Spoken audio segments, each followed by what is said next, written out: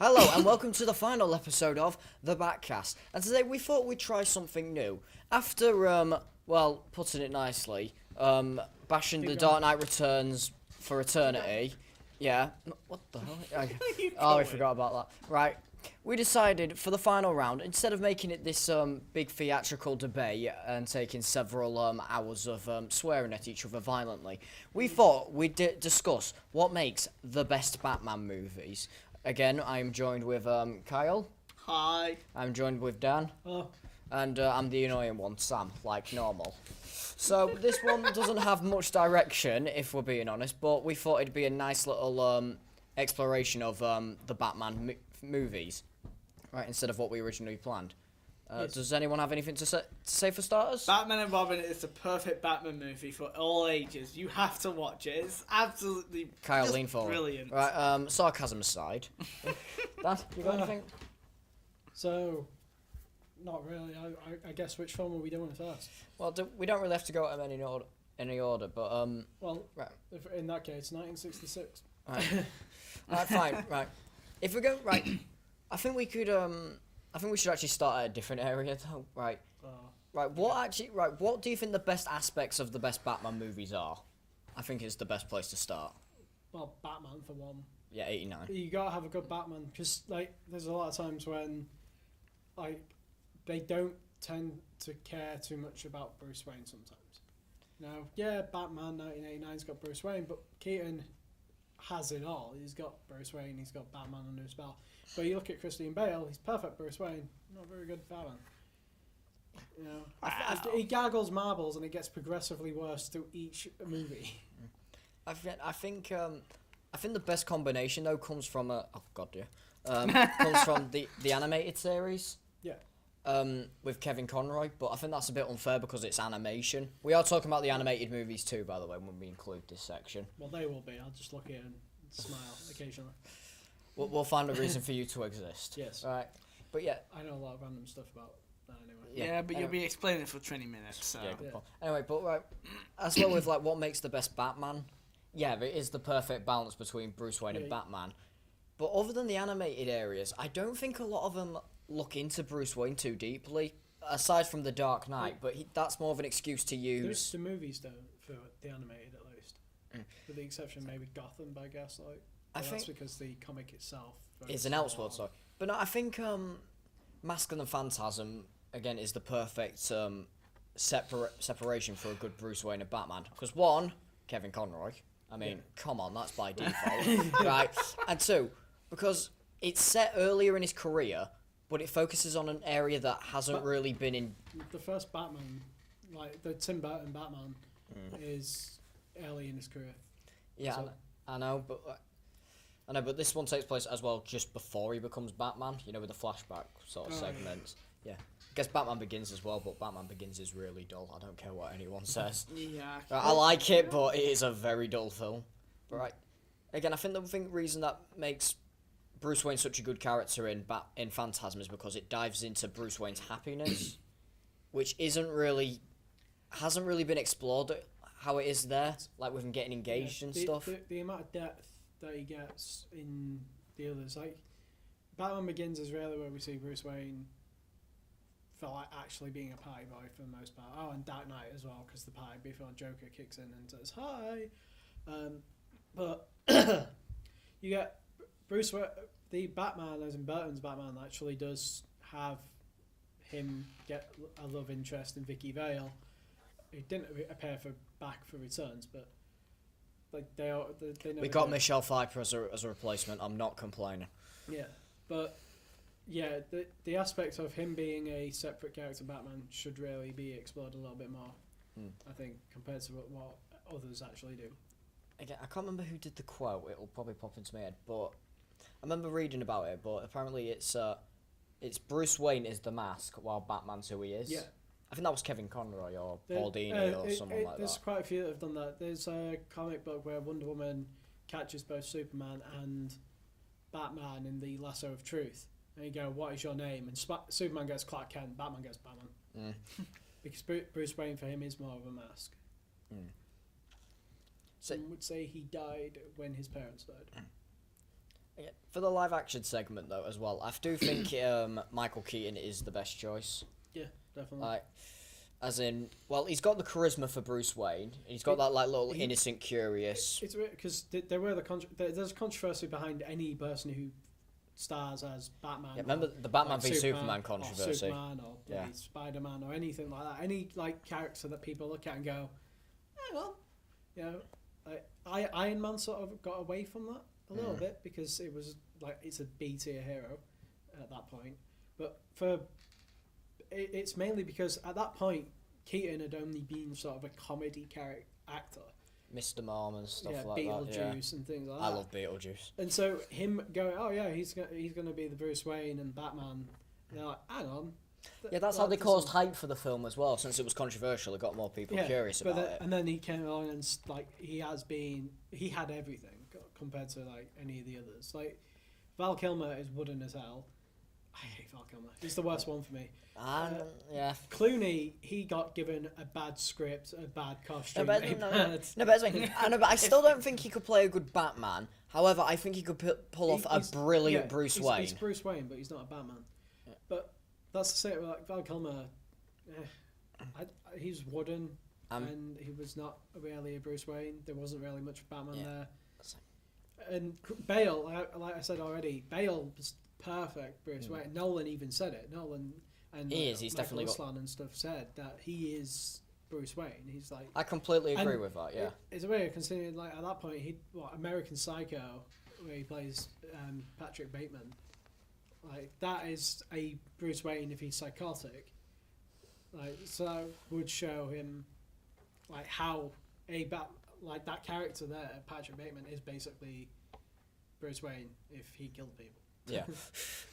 So he had it already. He's already shown that he could do it. And so when it comes to the Bruce Wayne parts of the Nolan trilogy, yeah, he's pretty spot on. But the Batman, I hate the gargling marbles. The fight scenes were awful as well. No, I think they improved as the films went along, but I think we should save the fight scenes for a different segment. I think his voice got worse. That's the thing. Like Keaton, I actually found out that Keaton actually did a two-tone Batman. Yeah. Yeah, the idea of Batman being and then Bruce Wayne being the hey, how you doing? You know, and then when it came to the animated series, Kevin Conroy nailed that even further. Let's just we're saying this right now. Best Batman's Kevin Conroy. Yeah, Kevin Conroy literally stated it's like how does he get around? He's like the world's most eligible bachelor. Like he's a billionaire. He's one of the most famous people in Gotham. How do people, when they look at Batman, not recognize who he is? And so he said, okay, I'll do my voice for Bruce Wayne, and then I'll just deepen it slightly for Batman. Yeah. It's like, yep, that works. He did go too like deep with it the first time. He went a bit too dark with it the first time, and he did actually have to reel it back in. But his voice was iconic enough. During 9/11, he went and worked at a like food bank to help out during 9/11, and people were gushing over him, and like he then said the line, "I am vengeance, I am the night, I am." Soup restaurant. There were cheers and like woos and applauses in the actual room because of how iconic his voice is. And at that point, 2001, it had finished in 1997. Yeah. So that's like 4 years of him. Well, there was Justice League. Well, Justice League and Batman Beyond, and yeah. But that's how iconic his voice was. Was these people just immediately was like, yeah, Batman's and that's what I want. I want to be that iconic. Yeah. I will talk about the other animated voice actors, but let's be honest, they're all kind of trying to imitate Kevin Conroy, though, in my opinion. There's an episode in New Batman Adventures that has Michael Ironside as basically Dark Knight Returns Batman. He's spot on as that. Michael Ironside's spot on anyway, but like his voice fits that Dark Knight, that older grizzled Batman behind. And I always get his name mixed up, but the RoboCop dude, yeah. He does a pretty good job. He does a pretty good job of it. Yeah, I'm kind of iffy on it because it's mainly because I saw RoboCop first, and the voice is just kind of embedded in my head. But that's a me problem. Dead or alive, you're coming with me. Actually, you could hear Batman's Dark Knight saying that. To be honest. Yeah. Right. And if we're going by the live action movies, right, we have to talk about Batflick, the modern ones. Batflick's not bad. It's just he's got given Snyder. Or we don't. Or There's, well, because we are basically this is a jumbled up mess at the minute. Right? Can we rate the Batman movies, like the actors for the Batman, and then we can talk about Kevin Conroy #1. Okay, sorted. Let's go home back, guys. For live action, because like we know Conroy, but Oh, the live action. So I'd go for my number one. I'd go from highest to lowest, or lowest to highest, whichever one you wish. I'll go Phantom Rest. I think he's just He is made. live I action. think he's just made an absolute big impact on. Yeah, but no, Superman. but we're ranking them. Well, right. Shall we start at the bottom? All right, Carl. Do you want to start from the bottom, Ooh. and then we'll do it bottom each, and then we'll go upwards. So like we're starting from like the worst. We're Yeah, starting worst to best. Worst to best. Right. I think as Daniel said, we'll go for Val Kilmer. You're going for Val Kilmer. Yeah, are I'm you? going for Val Kilmer. Right. I think because I don't know because I want to say George Clooney, but at the same time, he's a really good Bruce Wayne, but I think he's a terrible Batman. So I don't know. I'm kind of conflicted there. Never lived a cave without it. Kilmer. Well, so since I've been outvoted anyway, Kilmer. shall we just kind of stack them on the same level because neither of them are good? No, Clooney was better.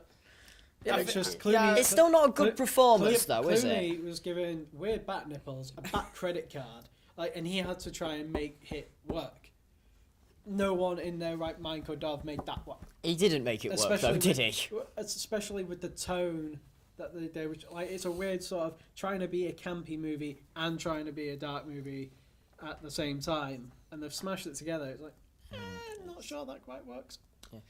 Also, I think it's more hurt as well because it's meant to be an established universe. Yeah, it's meant to be Burton's Batman. Yeah, and it's gone from like what he wanted to his own movie because Returns is just a Tim Burton movie. It's not really a Batman movie. I'm sure I looked it up. He wanted to do something else, but it ended up being Forever. Yeah. And That's more the studio's fault, really. yeah, Yeah, the but- studio's getting in the way. Okay. All right. Who would we list above them? Well, it'll be Clooney. Val Kilmer, then Clooney, Yeah. which are like they're very close. But I think for number 4, for me, it's Bale. Oh, really? Yeah, is it 4 or is it 7? Well, so I don't care. Yeah, for me, it's Bale. I can't stand the gravelly voice.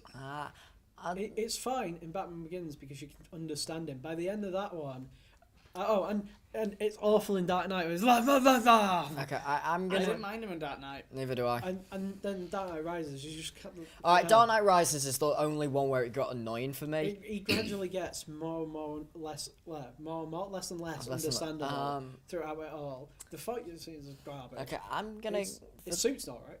It suits me. I'm gonna go for Ben Affleck for the next one, like mainly because again it's not his fault, No, it's Snyder's. but Snyder Yeah. Snyder interference, the Dark Knight Returns tone the Dark Knight Returns tone that they try and set up, but then completely try and rectify. I feel that studio is getting in the way because I don't think Snyder wanted to do Superman. He said he wanted to do a Dark Knight Returns movie, which had they got rid of Superman, you could see the elements It's there. after seeing the I know, success but right, of Marvel, really. again- But then they put Superman would have been there, but Superman would have been such a small role. Right, But they hadn't established the character yeah. that would have made sense to go against Yeah. Superman. So it's just a jumbled mess, basically. Superman, not Batman. They haven't established Superman's character enough to justify why he would go after bats. Yeah. When he's basically the same character, and even to the point where you've got, instead of being brought up by like Jonathan and Martha Kent as a upstanding citizen of not just America but like Kansas and Smallville, he's brought up as a sort of don't show them your powers, don't save them, like they'll ostracize you, don't do that. Yeah. And so when he does eventually, so him trying to set up Batman as his criminal, it's like, you sort of are as well. especially with the background of I don't understand. Like Batman vs Superman is set up after Man of Steel, where at the end of it he's sort of a half criminal, half not. The government half hates him. The people love The Dark him. Knight Returns but, again, yeah. Yeah, but they don't have. They didn't have the cohesion there. Yeah, they So didn't yeah, have it it. They happened. didn't have enough established. Yeah. You had stuff hinted at, but you never had anything coherent. Coherent. So when it came to the point of like something like Justice League, because if we're on about Right. Affleck, he's in there. Yeah, that's what I'm talking Like- about. Yeah. Right. Once you have that, all of that makes no sense. Okay. Right. What I'm gonna say now. Right. The reason I take Bale over Affleck mainly because Bale is at least consistent through all the movies. Growly voice aside, at least he's still a consistent character and he does develop growth.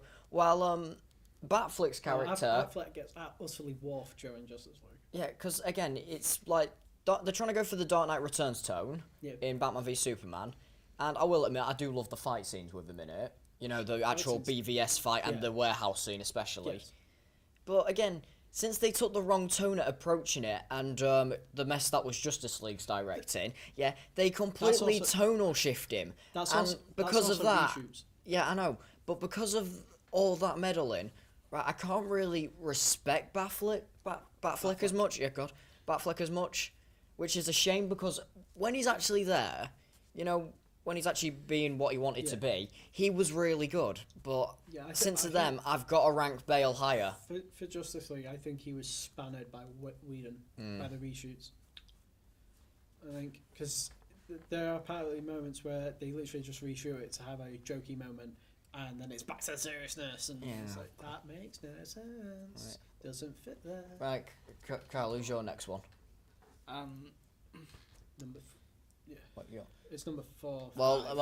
You haven't told us which order you've gone. Have you gone Batfleck Well- next, or whoever? Well, he else? did Kilmer and then Clooney. So Like, Oh, so you're with so I've convinced you, have I? Yeah. I'm good at doing this, aren't I? Yeah. Aren't I, folks? I think next we have to go for Adam West. Batfleck. Adam West, I kind of like put into like this separate area because he's completely distant from everyone else's interpretation. It's because everyone else's interpretation fit. Like the '60s Batman is the '60s comic book. Yeah, exactly. Everyone else is coming off the tail end of '86 and Dark Knight Returns. So when '89 comes along, oh well, Tim Burton has said that Killing Joke is his favourite comic book of all time. Even in the pitch, when he was pitching it, he was like, "Oh, this is what this movie is going to be like," and he had held up Killing Joke. So like those. Like so, his movies fit within the 80s Yeah, and stuff. All of those they all come but from '86. their era. Whereas his fits within his era. Yeah, I know, but again, I don't really know where to rank Affleck because again, not Affleck, West. Affleck, no, Adam God, Adam West, right? Because again, I love the guy and I respect everything that he does, but I've never been too invested in the '60s ones.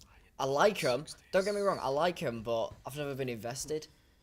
So I don't know. I would probably put him above Batfleck though. Like I would say, because he is still again what he did. It was really fun and everything. I'm gonna write. And of course, I'm gonna respect him. I'm actually So gonna that write. goddamn Oscar. That goddamn Oscar left him out. Right. I'm just writing the names real quick as well. Yeah.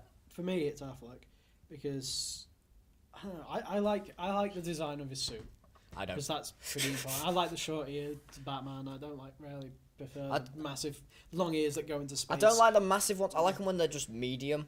Because if they're too short, it bothers me. But if it's too long. I like the idea of his voice modulator rather than gargling marbles to make his voice different.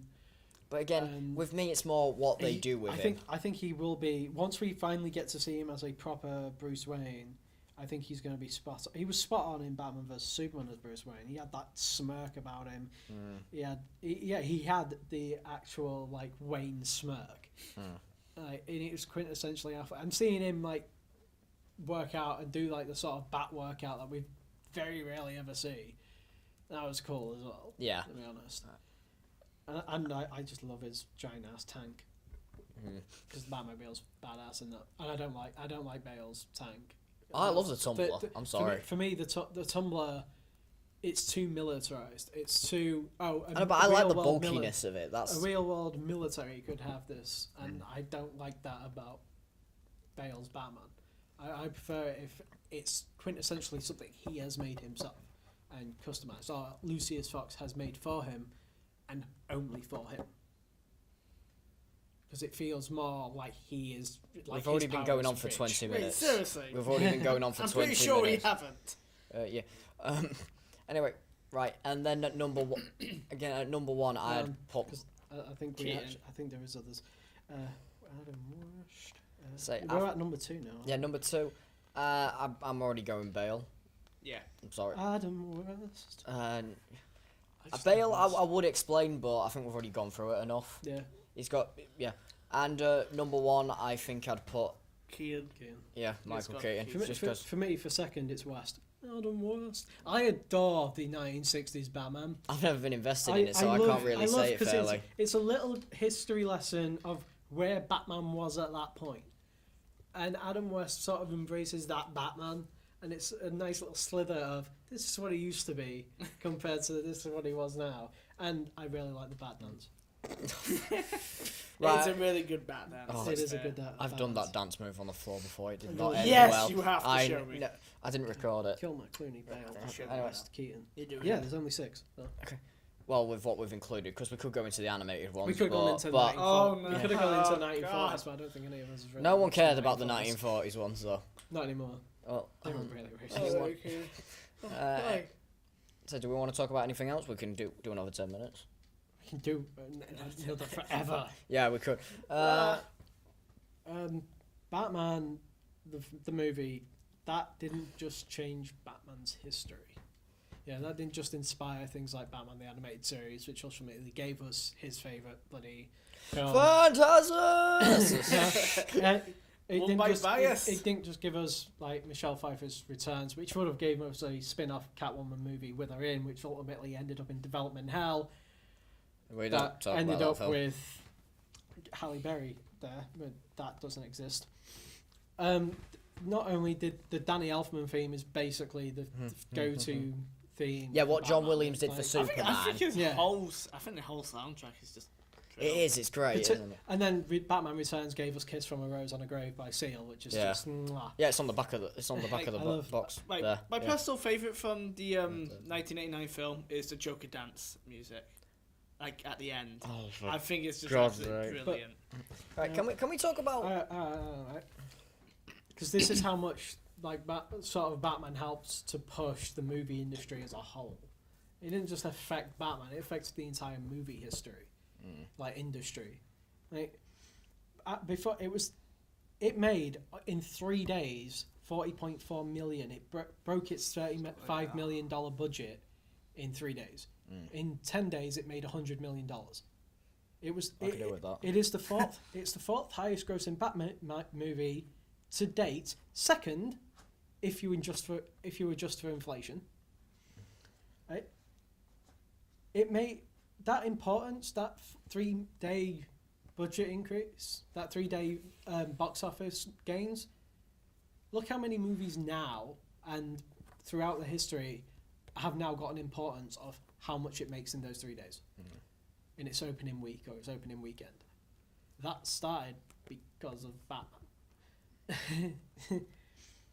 Well, it helps anyway. Yeah, it majorly. definitely helps. We're getting to the point now where like movies are getting into theatre and then I blink and they're basically released in DVD or Blu-ray. Yeah. The speed in which they are released, that's another thing that sort of Batman helped improve. Because Warner Brothers saw how much money it made and went, we can capitalise on this. And No, from I 5 remember- months later, released it on You video. gotta remember though. Back then, films could be in the cinema for a year. Top Gun was, for example, and that was only because of the soundtrack. But Yeah, and now it's like they're in, and then like 3 months later, 4 months, 2 months. Yeah, it's about 4 months immediate. because Black Yeah. Panther released in February and now it's- getting DVD I release. It's think roughly- that Marvel's like a weird edge case. So I think they basically released them a month before the next movie comes out, so you can watch that, and then you're already refreshed on what the other person was doing or the last movie before you go into the next one. Yeah, it makes sense with the whole June release then. Yeah, it was the highest grossing movie for 4 years. and it was a PG-13 movie. It was the highest-grossing PG-13 movie for 4 years before Jurassic Park came along. And now we're only just seeing a resurgence in 18 movies thanks to Deadpool and Logan. I'm kind of glad for You know, that. most 18 movies are generally horror movies nowadays. Or involve some drug use of some Yeah. kind. But now, thanks to like things like Deadpool and Logan, we're finally getting back into that point where 18 movies is sort of becoming bigger again. But it was because of Batman and Jurassic Park that PG-13 movies were sort of the go-to. Oh, we can make a lot of money. Money, with yeah. these. So I get to play Batman for this. Okay. Yeah. Yeah. And then we've got things like name a iconic villain. The Joker is one of the easiest No, ones to pull from. Not just that, but like from the 80s that wasn't Batman and Hans Gruber from Die Hard. There are some edge cases like Darth Vader from Star Wars and stuff. Yeah, but again, but that's more of a They- 70s thing for Yeah, me. they were huge. Time travel from Back to the Future. Yeah, that's Not not a really yeah, Biff kind of, but he's not. He's more of an antagonist, and he is just generally. Yeah, a that's dick. something with the 80s. But- The Predator. The Xenomorphs. Oh yeah, Like, yeah. there are some edge cases, but But you have majority- Jack Nicholson basically stealing the show. Oh, God, I absolutely And love Jack Nicholson's performance. And Hans Gruber from Die Hard stealing the show, and now we've got things like where Ultron is the best thing in Age of Ultron, despite being a weird puppet robot thing. Oh, God. I have a and- very unpopular opinion with Ultron. Go on. I kind of liked him. I do liked enjoy it, but I like, enjoy him, I but think it's not what they should have gone for. No, sure. movies nowadays are trying to gun for the villain being more interesting because that generally is how it works. Like that's why Right, can I would I, argue. Vulture. Right, can That's I? probably yeah. why again bring it to Marvel because we Right. kind of have to because Right. they are the superpower today. Yeah.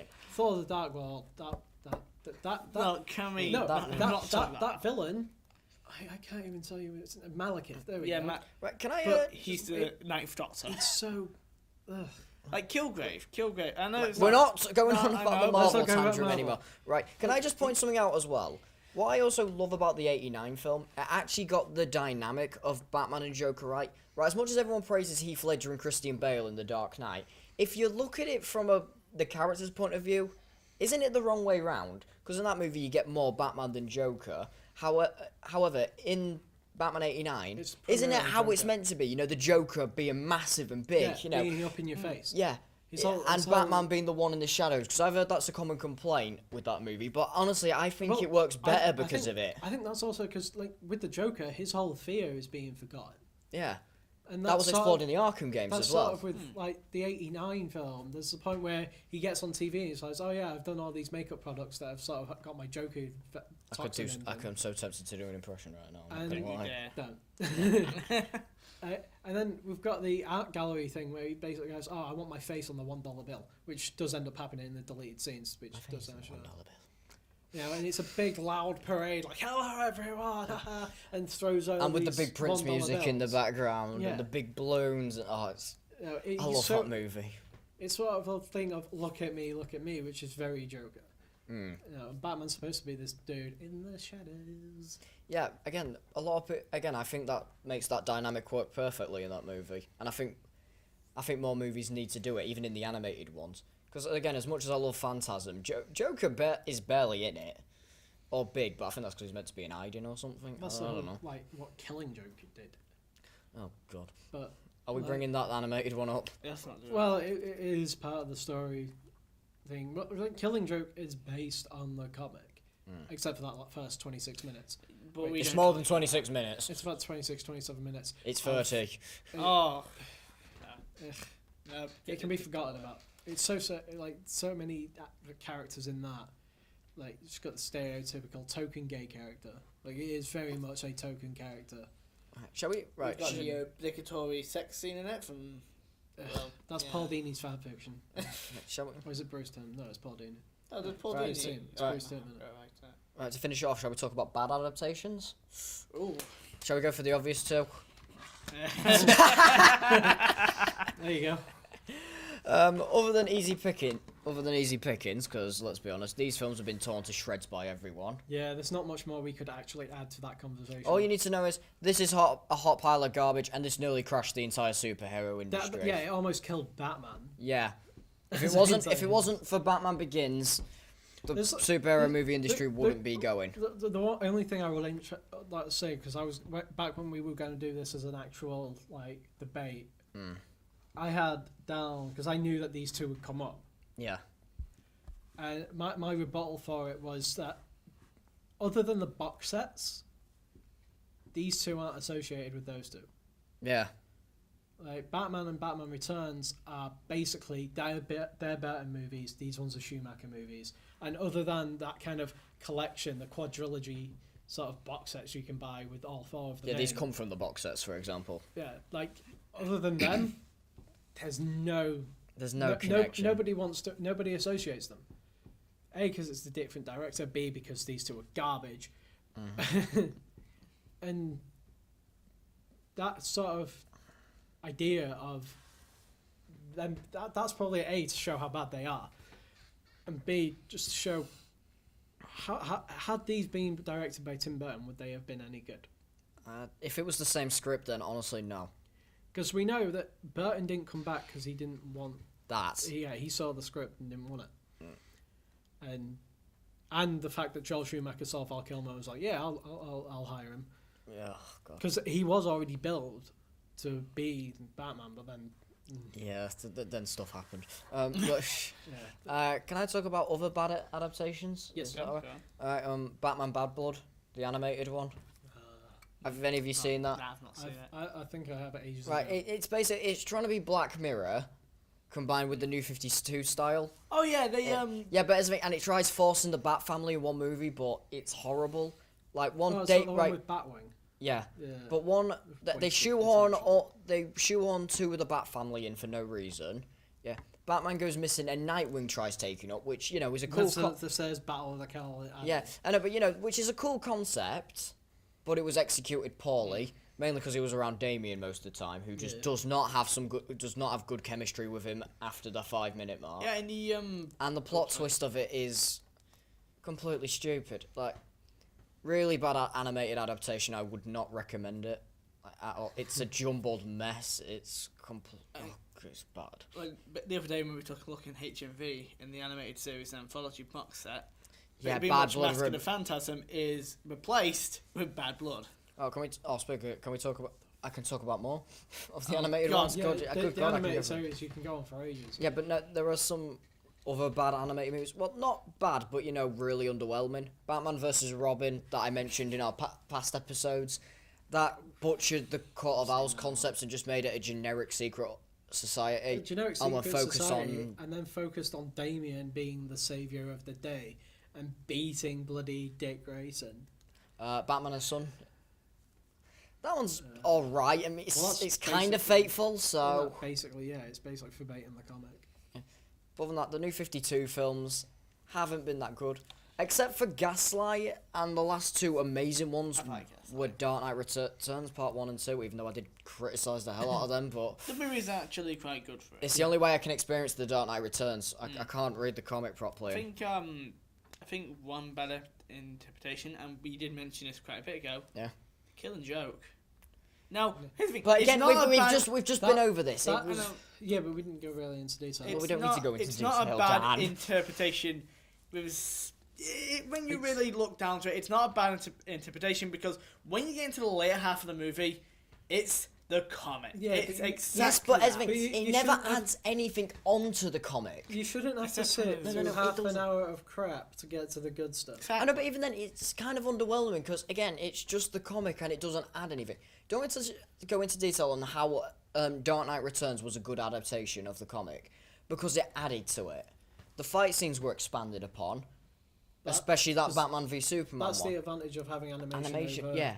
comic books. And do you want to know another one? Gotham by Gaslight. Completely Yeah. improving the story fully on and Oh, just it taking the basi- main It setting. basically rewrote the story. Yeah, and rewriting different Batman characters for a new experience. That's how an adaptation should be Except in for- any media. Except for poor old Ivy, who just got annihilated within the first 5 I bet you minutes. if they ever did a sequel, I bet she could come back.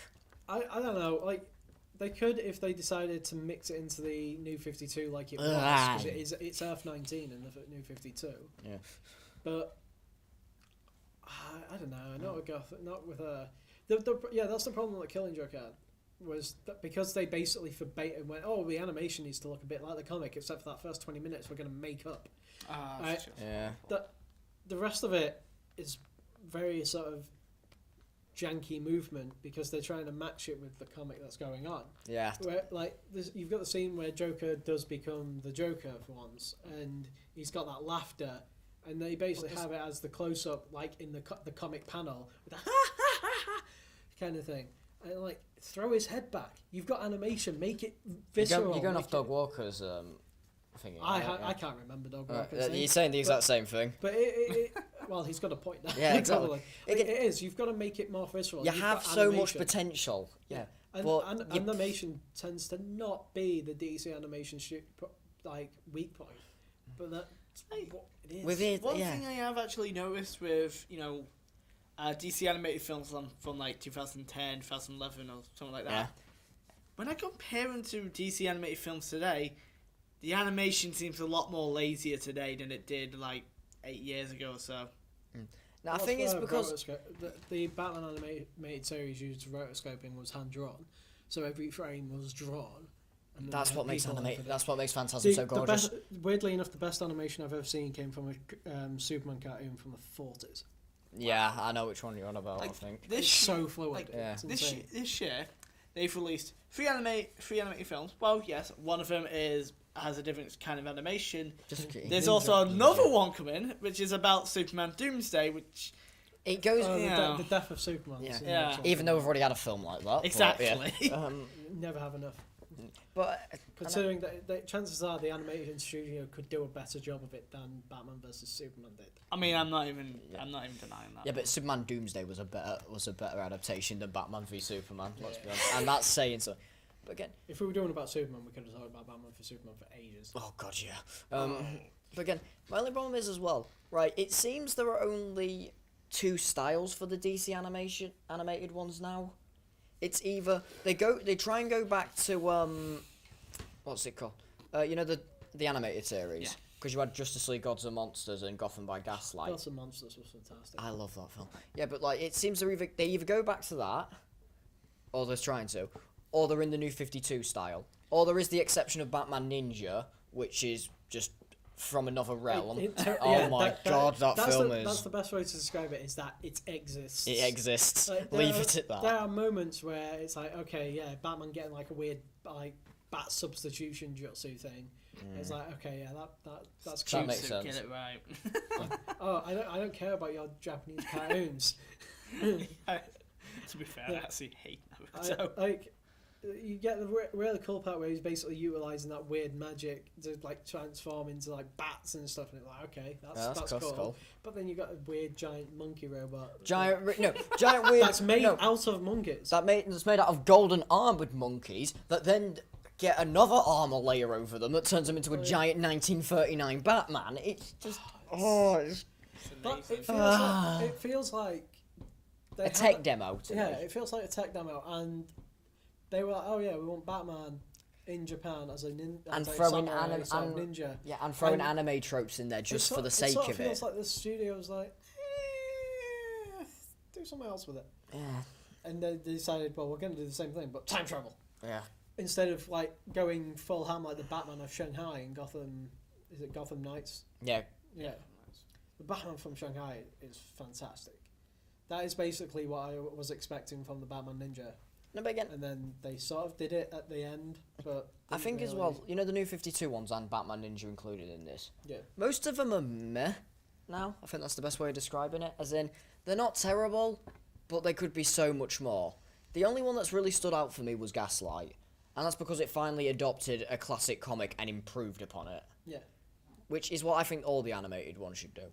And do you guys have any concern, since we're going to start wrapping this up now, does anyone have any concerns about the future of these movies? Well, for the DCU, I'm not really sure whether or not Deathstroke's going to save Batman. I don't. I think it's going to make a lot of money. I'm all for Joey Manganiello, it's a weird name I can't pronounce, being Deathstroke, because I think he'll pull it off. Yeah. But it depends on how much the studio gets involved and who it is that's actually directing it. because I know it's not Ben Affleck anymore. Also, again, I've kind of got the fear that it's going to end up with either being cancelled because of the DCEU, or it's going to make a ton of money, but like the others, it's going to have terrible reviews and it's going to be another one that we throw on the catalogue. I don't think the audiences are going to keep up with... Again, DC. I think... Yeah, DC keeps making money, but now it's I know, but again, I think they've got the most popular superheroes and the most popular supervillains for the most part. As well, I think... You know, I've talked about this off the scenes, but I've always talked about I think Infinity War is going to be a dipping point for superhero movies, as in this is the highest we can go. The peak. This is the peak. Is it all going to start dropping now? It's kind of a scary concept, really. We might as well bring up Infinity War because superhero movies have been, well, they've been around for years, like Richard Donner's Superman and obviously things like that. But now that like Marvel is coming off of 10 years, in its 11th year, it's going to be wrapping up Thanos. I hope they know what they're doing next. Yes, because that will probably be the end of Marvel at some point, if they don't like have a clear path after Thanos. So, I feel that DC, getting back on topic mainly, is because we're gonna have to start wrapping up soon. It's at the 40-minute mark. I did have a point. Okay. Okay, yeah, you finish it. Like, will that mean that if like after Avengers 4, like their plan sort of backfires? Yeah. Will that mean that we start seeing DC actually take a part of it? Because I've noticed that for DCEU, they've already planned. They've got, I can't remember what the name of it's called, but they've already got Project Not Flashpoint. They've already got no, I'm not about their World War II squadron. They've already got that ready, which they finally beating Marvel at the punch at something. Because Marvel could have just gone, oh yeah, we're announcing a Holland Commandos movie. Had they done that, DC would have been like, oh god, we've got to announce this really quick. Yeah. But they've actually beaten them at something. All I've got to do is hope that that's good. Every time so far that DC have beaten Marvel, it's been heavy. Yeah, Wonder Woman. I mean, yeah, that third act is utterly garbage. Thank you. But like, it was huge. They actually beat them and actually gave. I think it's more the fact that it is the first female superhero movie for a while. I will also say this as well, right? As much as I love the Marvel films, none of them are classics. You will never, you'll never look at it in 10 years and go, "That's Batman '89." Or it's because that's because every single one of them, with the exception of maybe Iron Man, Guardians, one, like very similar. There's not many of them that are standalone on their own. A lot of them now start pulling into, like, Thor: The Dark World literally starts after Avengers. Like, he takes Loki to Asgard and he's tried. That's immediately you go, okay, why is Loki in prison? If you haven't watched Avengers, you don't know. And that's the problem that the Marvel movies are going to have later on, is that like, even now, Infinity War, you sort of have to watch. It's getting stupid. With the DCEU, you don't really have to watch Man of Steel to get Batman vs Superman. You just know, okay, he did something, and then you see it happen because you see Bruce Wayne stood watching the Wayne Enterprises get annihilated by a laser. I say laser, heat vision. Let's get it right. And you immediately go, okay, that's why the conflict is there. You don't need to know Man of Steel and Zod and all that lot to get the second movie. in conclusion, right then, we'll end it there. Oh, I also want a Dark Knight Metal. We all want Dark Knight Metal, please, animated. Dark Knight Metal as an animated series. Right, the way I see it going is, I think they're going to start dropping now, and DC are going to continue with their animated. And the only way I see this franchise being rebooted in a good way is when DC make another big hitter. And let's be honest, it's highly likely it's going to be Batman. It could not be, but Batman has the power of nostalgia on his plate. He is, and being one of the most, probably the most iconic superhero of all time. Him, Superman, and Spider-Man are the three most popular superheroes For a reason. They have got nostalgia on their side. They've got all of these movies. All of those movies. I think maybe we could take that He's one enjoying down. this. I think we could take that one down. No, That's alright. It's the end of an era, right? We've got all those movies. We've got the animated series. At this point, like I'm growing up to be like, I grew up with the animated series. I grew up with everything. If Batman gets put in a movie, I'm gonna bloody watch it. And I think that's the conclusion about it, honestly. Batman has been around for years, and I don't see that changing anytime soon. No. I think the Dark Knight will be around for a long, long time, and he's nearly 100 years old now, for God's sake. Which is He's coming up to what was it? 8. His coming 80th up year. to 80. Yeah. So 1939 to Yeah, 2019. I'm 80 years old. we hope you've enjoyed the Backcast. Watching us. I hope you don't. Yeah. Yeah, I mean, I hope Right. you haven't. watching us crush each other under the dead weight and I didn't explore. win a single one. I demand a recount. Oh, you probably did deserve the last one, on the fairness, because I just did rant and convince him otherwise. But other than that, just right, to shut you up. yeah, of course it was, just because I'm good at ranting. Anyway, right, we'd like to thank you all for watching. It's been an enjoyable ride. I would say that much. For God's sake, stop being a downer. It has been a roller coaster that has just continually gone down. Yeah. And now we've finally hit rock bottom. Yeah, we've hit the wall. There have been no survivors. Yeah. Goodbye. Goodbye. I'm gonna leave now. That's it. Goodbye. Goodbye. Hopefully, we'll see you in the future. This has been the Backcast. Taking this with me. No, you're not.